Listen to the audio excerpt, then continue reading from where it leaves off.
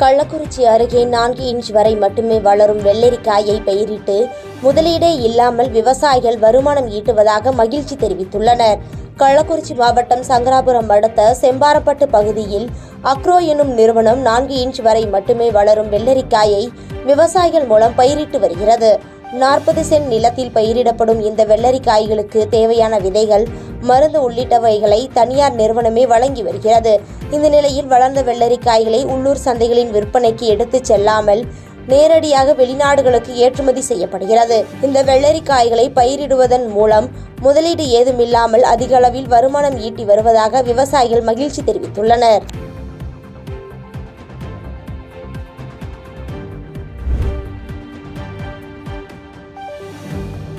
கள்ளக்குறிச்சி அருகே விவசாய கழிவு பொருட்களை கொண்டு தட்டு உள்ளிட்ட பல்வேறு பொருட்களை பட்டதாரி பெண்கள் செய்து அசத்தியுள்ளனர். கள்ளக்குறிச்சி மாவட்டம் திருவெண்ணெய்நல்லூரைச் சேர்ந்த பட்டதாரி பெண்கள் இருவர் விவசாய கழிவு பொருட்களான வைக்கோல், கரும்பு சக்கை, கரும்பு சோலை, உமி போன்றவைகளை கொண்டு இயற்கையான முறையில் தட்டு, கப், ஸ்பூன் உள்ளிட்ட பல்வேறு பொருட்களை தயாரித்து வருகின்றனர். சிறு தொழிலாக இதனை மேற்கொண்டு வரும் பட்டதாரி பெண்கள் மக்களின் அன்றாட வாழ்வில் தேவையான பொருட்களை தயாரிப்பதில் மும்முரம் காட்டி வருகின்றனர். சுற்றுச்சூழலுக்கும் மனித வாழ்விற்கு எவ்வித தீங்கும் ஏற்படாத வகையிலும் பிளாஸ்டிக் பொருட்களை பயன்பாட்டை தவிர்க்கும் வகையிலும் இதுபோன்ற பொருட்களை தயாரித்து வருவதாகவும் அவர்கள் தெரிவித்துள்ளனர். மேலும் அரசு மற்றும் மாவட்ட நிர்வாகம் பரிந்துரை செய்து அறநிலையத்துறை சார்பில் திருக்கோயில்களில் இயற்கையான முறையில் தயாரிக்கப்பட்ட தொன்னை மற்றும் தட்டுக்களை தமிழக அரசு விற்பனைக்கு எடுத்து பொதுமக்களுக்கு விழிப்புணர்வு ஏற்படுத்த வேண்டும் எனவும் வலியுறுத்தினர்.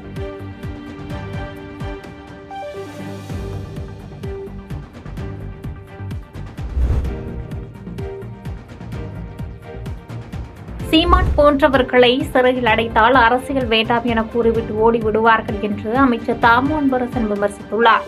தாம்பரத்தில் தமிழக முதலமைச்சர் ஸ்டாலினின் 72வது பிறந்தநாளை முன்னிட்டு மகளிர் அணி சார்பில் மேயர் வசந்தகுமாரி ஏற்பாட்டில் நலத்திட்ட உதவிகள் வழங்கும் நிகழ்வு நடைபெற்றது. இதில் குறு, சிறு மற்றும் நடுத்தர தொழிலாளர்கள் நலத்துறை அமைச்சர் தாமு அன்பரசன் கலந்து கொண்டு மகளிருக்கு நலத்திட்ட உதவிகளை வழங்கினார். அதன் பிறகு பேசிய அமைச்சர் அன்பரசன் அதிமுக பொதுச் செயலாளர் எடப்பாடியை கடுமையாக விமர்சனம் செய்தார். கூவத்தூரில் ஓபிஎஸ்ஐ விலக்கிவிட்டு எடப்பாடி பழனிசாமி எடுத்து வந்தார்கள் என்றும், சசிகலா காலில் விழுந்ததை டிவியில் பார்த்திருப்பீர்கள். இவர் முகம் அப்போதுதான் எல்லோருக்கும் தெரிய வந்ததாகவும் விமர்சனம் செய்ததோடு 5 வருடங்களுக்கு முன்பு எல்லா தலைவரும் திடீரென வந்தவர்கள் என்றும், நம்முடைய முதலமைச்சர் 1 வருடம் மிசாவில் இருந்தார் என குறிப்பிட்டு காட்டினார். மேலும் சீமான் போன்ற ஆட்களை ஒரு வாரம் சிறையில் அடைத்தால் அரசியல் வேண்டாம் என கூறிவிட்டு ஓடிவிடுவார்கள் என்றும், இவர்கள் எல்லாம் தேர்தல் நேரத்தில் வருவார்கள் என்றும், சில நபர்கள் கட்சியை ஆரம்பித்துள்ளார்கள். நம்ம வீட்டில் கூட சில ரசிகர்கள் இருப்பார்கள். அவர்களுக்கு சோறு போடாதவர்கள் ரசிகனாக மட்டுமே இருக்கட்டும் என்று ஆலோசனை வழங்கினார்.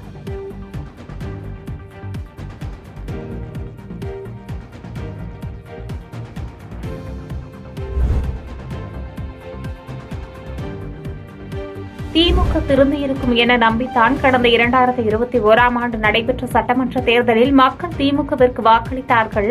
ஆனால் அவர்கள் திருந்தவில்லை என்று டிடிவி தினகரன் விமர்சித்துள்ளார். திருச்சியில் செய்தியாளர்களை சந்தித்த அம்மா மக்கள் முன்னேற்றக் கழக பொதுச் செயலாளர் டிடிவி தினகரன், திமுக திட்டங்களை அறிவித்து நிதி ஒதுக்குவார்கள், ஆனால் அதை மக்களுக்காக செயல்படுத்த மாட்டார்கள். தமிழ்நாட்டில் பாஜகவால் ஜெயலலிதாவின் ஆட்சியை வழங்க முடியும். மோடியும் ஜெயலலிதாவும் நல்ல நண்பர்கள். மோடியா லேடியா என ஜெயலலிதா கேட்டது, பிரதமராக மோடி வேண்டுமா, முதலமைச்சராக ஜெயலலிதா வேண்டுமா என்கிற அடிப்படையில் தான் என கூறினார். பெரியார் கூறிய கருத்தை தான் நிதியமைச்சர் நிர்மலா சீதாராமன் கூறினார். அதில் எந்த தவறும் இல்லை. திமுக திருந்து இருக்கும் என நம்பித்தான் கடந்த 2021ஆம் ஆண்டு நடைபெற்ற சட்டமன்ற தேர்தலில் மக்கள் திமுகவிற்கு வாக்களித்தார்கள். ஆனால் அவர்கள் திருந்தவில்லை என்று கடுமையாக சாடினார். திமுக ஆட்சியினால அது சயின்டிபிக் கரெக்ஷனுக்கு பேர் போட்ட ஆட்சி. இப்போ டாஸ்மாக்ல எவ்வளோ சயின்டிபிக்கா ஊழல் நடந்துச்சுன்னு உங்களுக்கு தெரியும். அதுபோல இப்போ கூட 2 நாளாக பேப்பர்லாம் பார்த்துருக்கீங்க, சென்னை மாநகராட்சியில் கக்கூஸ் சூழலே நடந்துருக்கு, பார்த்துருக்கீங்க. அதுபோல இன்றைக்கு நீங்க சொன்ன மாதிரி எல்லாத்துக்கும் நிதி ஒதுக்கப்பட்டிருக்கு, அது நல்ல விஷயம். ஆனா அந்த நிதியெல்லாம் மக்களுக்கு போய் சென்று சேருகிறதா என்று ஊடகங்களும் மற்ற எதிர்கட்சிகளும் பொதுமக்களும் தான் வாட்ச் பண்ணணும்.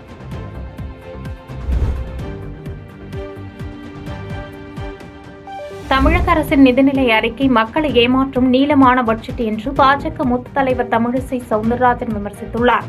தமிழக முன்னாள் பாஜக தலைவரும் முன்னாள் ஆளுநருமான டாக்டர் தமிழிசை சவுந்தரராஜன் வேலூர் மாவட்டம் குடியாத்தம் நகரில் செய்தியாளர்களை சந்தித்தார்.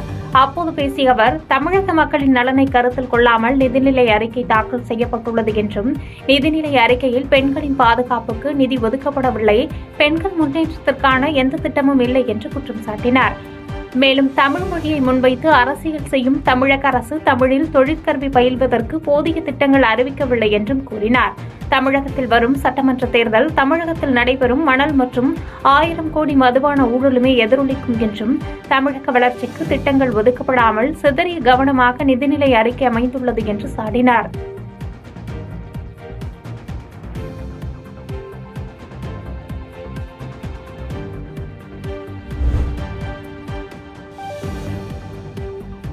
உதகை அருகே வனவிலங்கு தாக்கி பெண் உயிரிழந்த சம்பவத்தை தொடர்ந்து வனத்துறையினர் 20 தானியங்கி கேமராக்கள் அமைத்து கண்காணிப்பு பணியை தீவிரப்படுத்தியுள்ளனர்.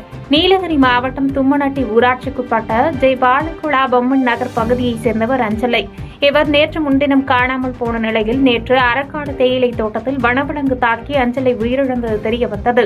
இதனைத் தொடர்ந்து அப்பகுதிக்கு விரைந்து வந்த வனத்துறையினர் மற்றும் காவல்துறையினர் உடலை கைப்பற்றி பிரேத பரிசோதனைக்காக உதகை அரசு மருத்துவக் கல்லூரி மருத்துவமனைக்கு அனுப்பி வைத்தனர். இந்நிலையில் தேயிலை தோட்டத்தில் அஞ்சலை என்ற பெண்ணை தாக்கி கொன்றது வனவிலங்கு என்று தெரியவந்ததை அடுத்து அப்பகுதியில் வனத்துறையினர் தீவிர கண்காணிப்பு பணியில் ஈடுபட்டு வருகின்றனர்.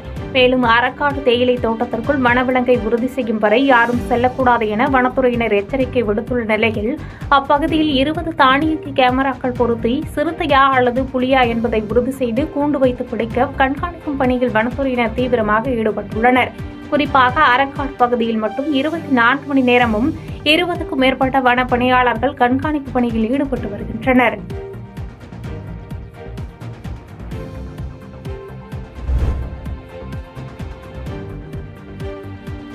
தமிழக நிதியமைச்சரின் பட்ஜெட் தொலைநோக்குக்கான பட்ஜெட் என்று நாடாளுமன்ற உறுப்பினர் மாணிக்கம் தாக்கூர் தெரிவித்துள்ளார்.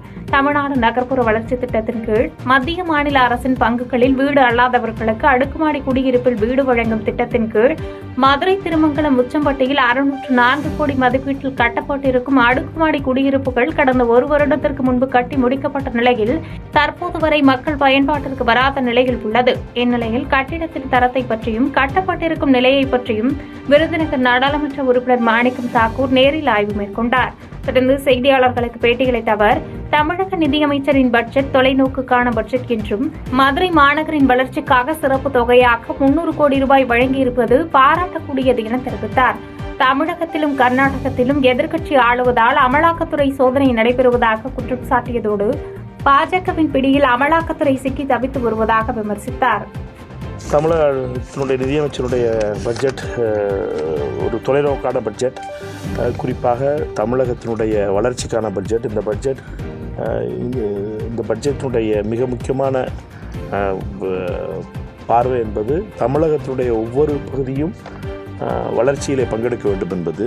அதுவும் குறிப்பாக தென் மண்டலமும் கிழக்கு மண்டலமும் வளர்ச்சியிலே மிக முக்கியமான பங்களிக்க வேண்டும் என்பதும், அனைத்து மாவட்டங்களுக்கும் உரிய முக்கியத்துவம் வழங்க வேண்டும் என்பதும், மதுரை மாவட்டத்திற்கு குறிப்பாக மதுரை மாநகரனுடைய வளர்ச்சிக்காக சிறப்பு தொகையாக 300 கோடி ரூபாய் வழங்கியிருப்பதும் பாராட்டக்கூடியது.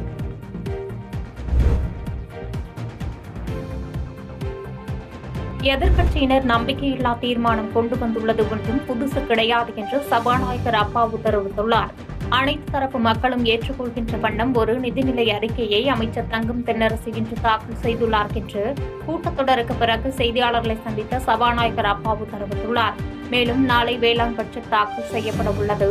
அன்றைய தினத்தை தவிர அனைத்து நாட்களிலும் கேள்வி நேரம் நடைபெறும். வருகிற திங்கட்கிழமை முதல் 5 நாட்களுக்கு பட்ஜெட் மீதான பொது விவாதமும், அதன் தொடர்ச்சியாக 24ஆம் தேதி முதல் அடுத்த மாதம் 30ஆம் தேதி வரை 24 நாட்கள் சட்டசபை கூட்டம் நடைபெறும் என்றும், அப்போது மானிய கோரிக்கையின் மீது விவாதமும் வாக்கெடுப்பும் நடைபெறும் என தெரிவித்தார்.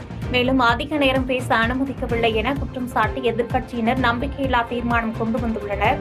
இது ஒன்றும் புதுசு கிடையாது. அதிமுக தீர்மானத்திற்கு ஏற்கனவே பதிலளித்துள்ளோம். அது சட்டசபையில் முடிவெடுக்கப்படும் என்று கூறினார். இந்த முறை அது அவங்களுக்கு பதிவு பண்ணதான் அப்போ அவங்க வந்து முழுமையாட்டு அவங்களால என்ன செய்ய முடியல, ஒத்துழைப்பு தராதனால நம்ம அதை கொடுக்க முடியல. இங்கே வந்து ஒரு பணியை கொடுத்தா அவங்க வந்து நம்ம ஒரு பணி இங்கே ஒப்படைச்சிருக்கோம் அப்படின்னா அந்த பணியில் இருக்கிறத விட்டுட்டு நாங்கள் வந்து முடியாண்டி தபால் தந்துட்டு எங்களுக்கு பிரைம் மினிஸ்டர் தேர்தல் கேம்பெயின் வர சொல்லியிருக்காங்க, நாங்கள் போகிறோன்னு எழுதி தந்துட்டு போகிறாங்க. அப்புறம் அவங்கள நம்பி நாங்கள் எப்படி கொடுக்க முடியும்? அதனால தான் வேற எங்களுக்கு வெறுப்பு எதுவுமே கிடையாது. 50 லட்சம் 60 லட்சம் ரூபா கொடுத்து தான் என்ன பண்ணுறோம், அவங்கள கூப்பிட்டு வச்சு ஒளிபரப்பு பண்ணுறோம். அதை அவங்க எக்ரிமெண்ட் நம்மகிட்ட போட்டுட்டு அதையை வாங்கிக்கிட்டு அப்படி போகிறதுனால தான் பிரச்சனைன்றதுனால நம்ம அதை என்ன பண்ணிட்டு இப்போ நாமே பண்ணுறோம்.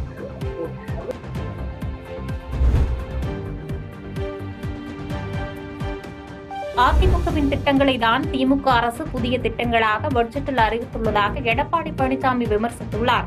தமிழ்நாடு சட்டப்பேரவையில் 2025-2026 ஆண்டுக்கான பட்ஜெட் தாக்கல் செய்யப்பட்ட போது டாஸ்மாக் ஊழல் முறைகேடு குறித்து பேச அதிமுக அனுமதி கேட்டது. இதற்கு சபாநாயகர் அப்பாவு அனுமதி வழங்கவில்லை. இதனால் சட்டப்பேரவையிலிருந்து அதிமுக வெளிநடப்பு செய்தது.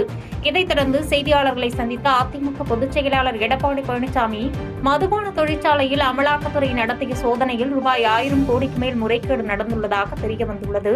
அரசு இதுகுறித்து எந்த செய்தியும் வெளியிடவில்லை. இதற்கு தார்மீக பொறுப்பு ஏற்று திமுக அரசு ராஜினாமா செய்ய வேண்டும் என்று கேட்டுக் கொண்டதோடு சபாநாயகர் மீது நம்பிக்கையில்லா தீர்மானம் கொண்டு வருவதற்கு ஏற்கனவே கடிதம் கொடுத்த நிலையில் அதன் மீது எந்த நடவடிக்கையும் இல்லை, எனவேதான் வெளிநடப்பு செய்துள்ளோம் என்று கூறினார். தொடர்ந்து பட்ஜெட் தாக்கல் குறித்து பதிலளித்த இபிஎஸ், அதிமுகவின் திட்டங்களை தான் திமுக அரசு புதிய திட்டங்களாக பட்ஜெட்டில் அறிவித்துள்ளதாக விமர்சனம் செய்தார். மேலும் சென்னை அருகே புதிய நகரம், கூட்டு குடிநீர் திட்டங்கள், புதிய கலை, அறிவியல் கல்லூரிகள் அறிவிப்பை சுட்டிக்காட்டி விமர்சனம் செய்தார். 11/1/2022 தமிழ்நாடு சட்டப்பேரவை விதி 68 படி மாண்புமிகு திரு எம் அப்பாவு அவர்கள் பேரவைத் தலைவர் பதவியில் நீக்க வேண்டும் என்ற கடிதம் வழங்கியுள்ளார். சட்டப்பேரவை விதி எண் 63 படி முன்னறிப்பு காலம் 14 நாட்கள் முடிவடைந்து விட்டதால் பேரவைத் தலைவர் பதவி நீக்கம் செய்யும் கோரும் தீர்மானத்தை இன்றே எடுத்துக்கொள்ள வேண்டும் என்று அவர் சட்டமன்றத்திலே பேரவைத் தலைவரும் கேட்டுக்கொண்டார். ஆனால் சட்டப்பேரவைத் தலைவர் இந்த கோரிக்கையை ஏற்க மறுத்துவிட்டார். அதோடு முந்தைய அரசாங்கம் அதிமுக ஆட்சி இருக்கும்போது சுட்டிக்காட்டினார். அது சுட்டிக்காட்டது அது ஏற்புடையதல்ல. ஏற்கனவே பாதகம் செய்பவரை கண்டால் நாம் பயம் கொள்ளலாகாது பாப்பா, மோதி மிதித்து விடு பாப்பா, அவர் முகத்தில் உமிழ்ந்து விடு பாப்பா. அண்மை செய்திகளை உடனுக்குடன் தெரிந்து கொள்ள இணைந்திருங்கள் எம் நாடு தொலைக்காட்சியுடன்.